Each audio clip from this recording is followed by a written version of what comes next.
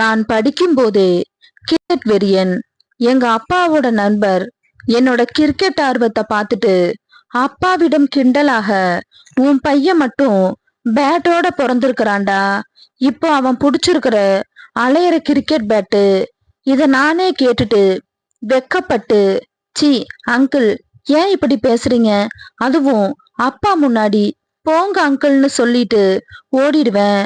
அப்பாவுக்கு கூட என்னோட கிரிக்கெட் ஆர்வத்தை பத்தி முழுசா தெரியாது. ஆனா அங்கிளுக்கு தெரியும். காரணம், அவங்க வீட்டுக்கு போயிட்டு தான் கிரிக்கெட் பார்ப்பேன். அவருக்கும் கிரிக்கெட் ஆர்வம் அதிகம். அங்க மாமியும் ரொம்ப ஆர்வமா கிரிக்கெட் பார்ப்பாங்க. மேட்ச் என்றால் டிவி லைவ் பிளான் பண்ணி அன்று சீக்கிரமா சமையல முடிச்சுட்டு அவரும் எங்களுடன் உட்கார்ந்து கிரிக்கெட் பார்க்க ஆரம்பிச்சிடுவாரு. ஆனா அவங்க மேட்ச ரசிச்சு பார்த்தாலும் நான் சொல்லும் அனைத்து கிரிக்கெட் குறிப்புகளையும் சொல்ல சொல்ல கேட்டு ரசிப்பாங்க. ஒரு வர்ணனையாளர் போல பல தகவல்களை புள்ளி விவரங்களா புட்டு புட்டு வைப்பேன். பழைய மேட்சுகளை குறிப்பு காட்டி பேசும்போது ஆவலோட இருவரும் கேட்டு ரசிப்பாங்க. அதே போல சாப்பாடு நேரத்துல நான் என் வீட்டுக்கு கிளம்பினா கூட விட மாட்டாங்க. அங்கேயே சாப்பிட வச்சுதான் அனுப்புவாங்க. பல நேரம் கிரிக்கெட்ல நம்ம வீரர்கள் சொதப்பி தோல்வி தழுவும் நிலைக்கு வரும்போது அங்கிள் மூட் அவுட் ஆகி சோகத்தோட அவர் பெட்ரூமுக்கு சென்று படுத்துடுவாரு. ஆனா நானும் மாமியும் மேட்ச முழுசா பார்த்து முடிப்போம். அப்படின்னா அங்கிள் மாமி கிரிக்கெட் பார்க்கும்போது அங்கிள் எப்போதும் போல கிண்டலாக பேசி கிண்டல் அடிப்பாரு. மாமியும் அதை கேட்டு ரசிப்பா. அப்போதுதான் மாமா ஒரு நாள் மாமியிடம் எனது பேட் சமாச்சாரத்தை சொன்னபோது நான் வெக்கப்பட்டு எழுந்து ஓட முயன்ற போது மாமா என் கைய புடிச்சு இழுத்து பக்கத்துல உட்கார வச்சு மாமியிடம், ஹே சுமி, உனக்கு தெரியுமாடி, எனக்கெல்லாம் ஒரு பேட்டு தான், இவனுக்கு 2 பேட்டுடி. அப்படியா, எனக்கு தெரியாதே, ஒரு பேட்டு தெரியும், இன்னொன்னு எதுக்கு, டேய் நீயாவது சொல்லுடா. ஐயோ அதெல்லாம் எதுவும் இல்ல, இந்த அங்கிள் தான் எப்பவுமேனு நானே வெக்கப்பட்ட போது பாத்தியாடி, நான் ஏதாவது சொன்னனா, கைய வச்சு பொத்திக்கிறான், நீயே பாரு. இப்ப கேளு அந்த பேட்டை பத்தி.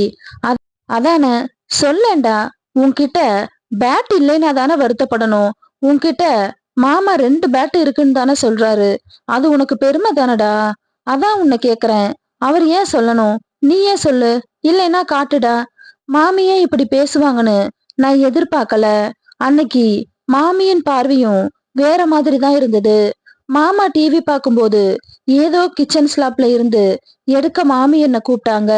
அப்போது அது எடுக்க நான் கிச்சன் ஸ்லாப் மேல ஏறி நிக்கும் போது மாமி வெறித்து பார்ப்பது திடீர்னு பார்த்தபோது எனக்கு ஒரு மாதிரி ஆயிடுச்சு.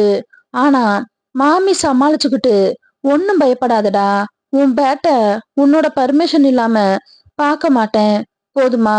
ஆனா நீயே காட்டுற வரைக்கும் விடவும் மாட்டேன், பார்க்கலாம் மாமிக்கு விரும்பி எப்ப காமிக்கிறேன்னு. அப்போது நான் கிச்சனை விட்டு வெளியே வந்தாலும் என் மனசுல மாமி ஒரு பிளான் பண்ணிதான் கிச்சனுக்கு கூப்பிட்டா ஸ்லாப் மேல ஏற சொல்லி. சேச்ச, அப்படிலாம் இருக்காதுன்னு எனக்கு நானே யோசிச்சபடி மேட்ச பார்க்க வரும்போது மாமா தூங்கி கொரட்டை விட ஆரம்பிச்சாரு. மேட்சும் படு ஸ்லோவா மொக்க மேட்சா இருந்துச்சு. டாஸ் தோத்தாலே பாதி கான்பிடென்ட் போயிடும் நம்ம ஆளுங்களுக்கு. அப்படியே தோத்து ஃபர்ஸ்ட் பேட்டிங் எதிரணி எடுத்து ரன்னு 200க்கு மேல போயிட்டா அப்பவே கேரண்டியா சொல்லிடலாம் நம்ம டீம் காலின்னு. அன்று அப்படிதான் 230 டார்கெட்டை நோக்கி ஆடத் தொடங்கி 4 விக்கெட்டை இழந்து 90 ரன்கள்ல தடுமாறிட்டு இருந்துச்சு. மாமாவுக்கு ஒரு பழக்கம், பலமுறை கவனிச்சிருக்கிறேன். எங்க எப்போது படுத்தாலும் படுத்த உடனே கொரட்டை விட்டு தூங்க ஆரம்பிச்சிருவாரு. எங்க வீட்டுல கூட அப்படித்தான். ஆனா மேட்ச் பார்க்கும்போது என்னோட ஹால்ல உட்காந்துக்கிட்டு நான் சொல்லும் புள்ளி விவரங்களை ஆர்வமா கேட்டுட்டு இருந்தா ஓரளவுக்கு விழிச்சிருப்பாரு. அதுவும் நம்ம டீம் தோக்குற மாதிரி தெரிஞ்சா கேட்கவே வேணாம், கீழே சோர்வா படுத்து தூங்க ஆரம்பிச்சிடுவாரு. அன்னைக்கு மேட்ச் முதல்ல இருந்தே இந்தியன் டீமுக்கு சாதகமா இல்லைங்கிறனால வேண்டா வெறுப்பா பாத்துக்கிட்டு இருந்தாரு. அடிக்கடி கொட்டாவி வேற. நான் சொன்ன புள்ளி விவரம் கூட அவர் மைண்ட்ல ஏறல. அப்பதான் மாமி கிச்சனுக்குள்ள கூப்பிட நான் போய் மாமிக்கு உதவி செஞ்சுட்டு வர்றதுக்குள்ள ஹால்ல இருந்து எழுந்து பெட்ரூமுக்கு சென்று படுத்துட்டாரு.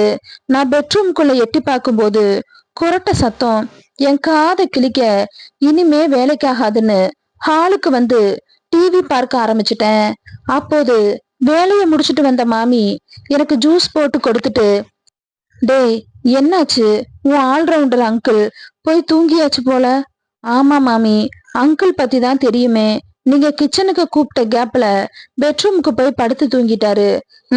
சரிடா, நீ மேட்ச பாரு, நான் போய் வெளிக்கதவை சாத்திட்டு லைட் ஆஃப் பண்ணிட்டு வரேன்னு சொல்லி போனா மாமி அங்கிருந்து, டேய் உன்னோட சைக்கிளை உள்ள தூக்கி வைடா, நைட்டு வெளியே நிக்கிறது சேஃப்டி கிடையாது, காலையில எடுத்துக்கலாம். என்னது காலையிலயா? ஐயோ மாமி, இருக்கட்டும், மேட்ச் முடிஞ்சு போயிடுவேன். என்னடா விளையாடுறியா? இப்பதான் இந்தியா பேட்டிங் ஆரம்பம், 10 ஓவர் கூட முடியல. எப்படியும் 2 மணி நேரத்துக்கு மேல ஆகும்.